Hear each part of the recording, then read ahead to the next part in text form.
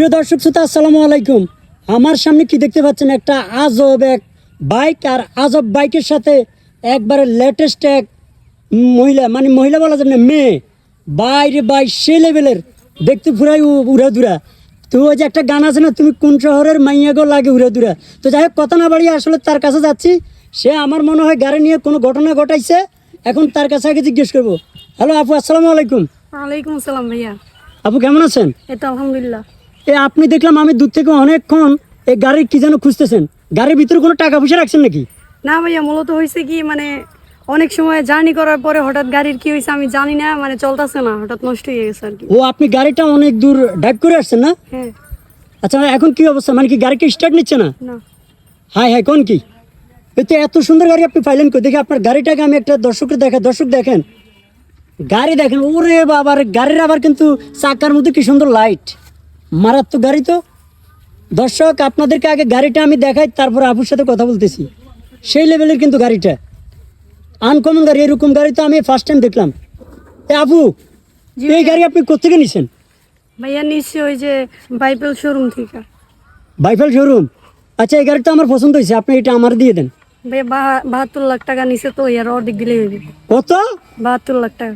আল্লাহ রে, আমার যে এখনো হার্টবিট ঠিক আছে, 72 লাখ টাকার কথা শুনে তো মানুষ অজ্ঞান হয়ে যাওয়ার কথা। আচ্ছা যাই হোক, তো এখন আপনি কি স্টার্ট দিতে পারতেছেন না? না। চেষ্টা করলে অবশ্য পারবো, দেখি একটু চেষ্টা করি। ভাইয়া যদি একটু হেল্প করতেন তাহলে তো আরো ভালো হইতো। তাই দেখি আপনি এটা এটা এই যে একটা সাবধান তো, সাবধান তো। ভাইয়া ধন্যবাদ ভাইয়া। ভাইয়া আয় রে, দেখছেন? তা আপনি এই সামান্য জিনিসের জন্য আপনি এতক্ষণ দাঁড়ায় এই জায়গায় গাড়ি ঠিক করতেছেন? তা আসলে আপনার গাড়ি নিয়ে স্বপ্ন কি, বাইক নিয়ে স্বপ্ন কি?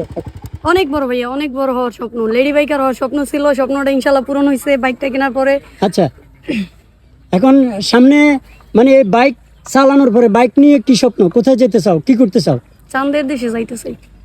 এটা তো অসম্ভব, বাইক নিয়ে তো শান্ত দেশে যাওয়া যায় না। মরলে লগে লইয়ে মরমু। তা আপু কি পড়াশোনা করা হচ্ছে? জি হ্যাঁ, কিসে পড়তেছেন? এই এসএসসি এক্সাম দিয়া ঢাকায় আসছি আর বাইক কিনলাম। তাই এখন আসলে আমাদের সমস্ত এগুলো অ্যাকসেপ্ট করে না। আপনার যদি ফতেঘাটে কেউ কিছু বলে, তখন আপনি কি বলবেন? এটা মানুষের ব্যক্তিগত ব্যাপার। আমি ডিরেক্ট কম, আমার ভালো লাগে চালাই, আমি বাইক চালাই বা চলাফেরা এমন করি। তাই না? ঠিক। আচ্ছা, মানে আপনি আপনার মতো করে এটা চালাবেন। হ্যাঁ। আচ্ছা, যদি মনে করেন ফতেঘাটে আপনার কেউ বাজে কমেন্টস করে, বাজে কথা বলে, তখন পাবলিকলি আপনি কি বলবেন? এইটাই কইতে চাই, সব মেয়েদের জীবনে একটা স্বপ্ন আছে। আমার স্বপ্ন এইটা, অন্য মেয়েদের স্বপ্ন ওইটা। তো যারা যেমন ভাবে স্বপ্ন ওটা মানে পূরণ করতে পারে, আমি আমার স্বপ্ন পূরণ করতেছি, তারাও পূরণ করুক। আচ্ছা, আপনি এই যে লেডি বাইকার হয়ে আপনি কি করতে চান?